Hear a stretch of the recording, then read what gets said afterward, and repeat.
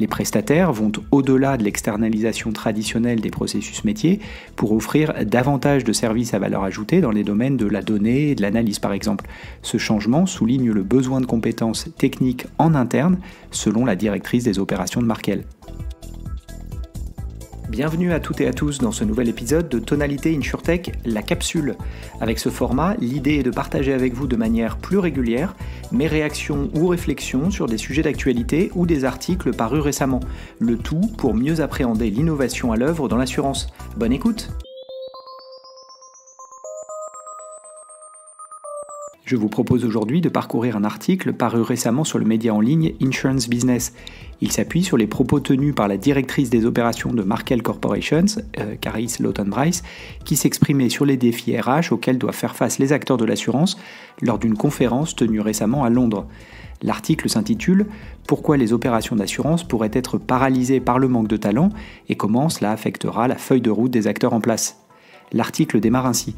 Les opérations d'assurance seront les premières touchées par le déficit croissant de talent dans l'industrie au cours des prochaines années, selon la directrice des opérations de Markel Corporation, Caris Lautenbreis. Alors que beaucoup plus de personnes partent en retraite dans l'industrie de l'assurance que de jeunes talents y entrent, le manque de talent sera plus important dans les fonctions opérationnelles critiques, a-t-elle averti. Traditionnellement, les opérations en assurance ont été un choix de carrière plutôt accidentel, a-t-elle déclaré. Les jeunes rejoignent les équipes support en espérant que cela leur offre une opportunité de progresser vers des fonctions de souscription ou de gestion de sinistres. Contrairement au rôle de directeur financier ou directeur général où le parcours de carrière est bien défini, les opérations manquent d'une progression structurée, a souligné Lautenbreis.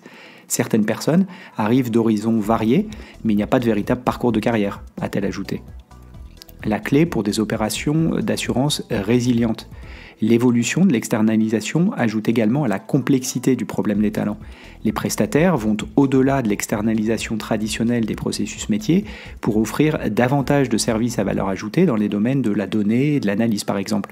Ce changement souligne le besoin de compétences techniques en interne selon la directrice des opérations de Markel. Si nous voulons que nos opérations futures soient plus résilientes, plus efficaces, alors nous devons investir dans des compétences techniques, a expliqué Lautenbreis.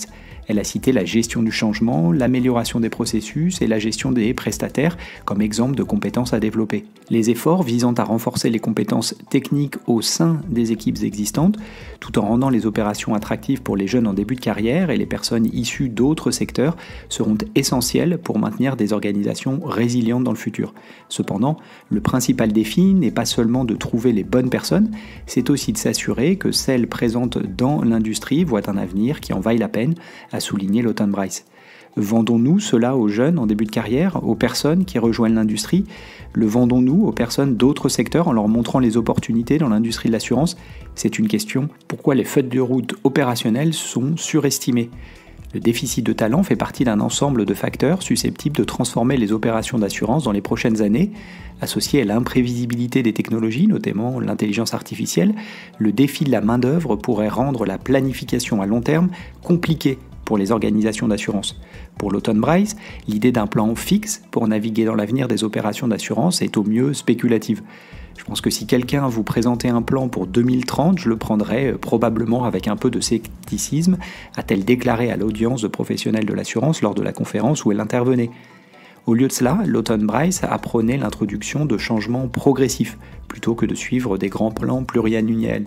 Travailler ce muscle du changement et voir les progrès est crucial, a-t-elle déclaré. Cela aide à mobiliser notre personnel opérationnel. Les équipes des opérations en assurance ne sont pas connues pour être dynamiques, donc les inciter à s'impliquer dans le changement est transformateur. Fin de la citation. L'adaptation en temps réel permet non seulement d'affiner les processus, mais elle modifie progressivement la culture au sein des équipes opérationnelles. Des exemples concrets de pratiques réelles illustrent le pouvoir de cette approche, a indiqué Lautenbreis. Dans les opérations de Markel sur le marché londonien par exemple, lorsque l'équipe a collaboré avec un prestataire externalisé, le personnel opérationnel a conservé l'autonomie pour décider des tâches qui seraient externalisées et de celles qui resteraient en interne. Au Canada, Markel a obtenu une percée similaire en utilisant l'automatisation des processus. En intégrant des solutions de RPA dans leur système principal, l'équipe a pu automatiser des tâches plus simples, libérant ainsi leurs experts pour identifier et travailler sur d'autres améliorations, a déclaré Lautenbreis. La grande leçon pour les compagnies d'assurance, la technique des petits pas qui génère de l'élan. Ce que nous avons observé, c'est que dans un laps de temps assez court, l'attitude et la dynamique de l'équipe changent, a déclaré Lawton Brice. Soudain, il s'engage dans ce processus et croit que le changement est possible d'une manière qu'il ne pensait probablement pas il y a 1 an ou 2.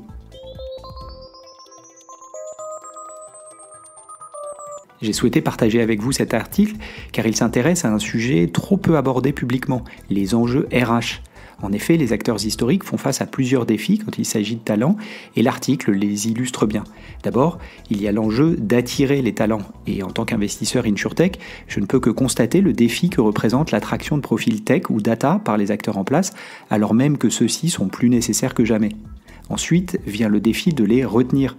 Ça me fait penser à un échange que nous avons récemment eu avec un confrère sur LinkedIn, nous rappelant l'initiative data d'un grand groupe d'assurance qui, malgré des moyens qu'on peut imaginer importants, avait fini par fermer boutique. Nombre des employés qui y avaient travaillé ont depuis créé parmi les InsurTech les plus performantes de France.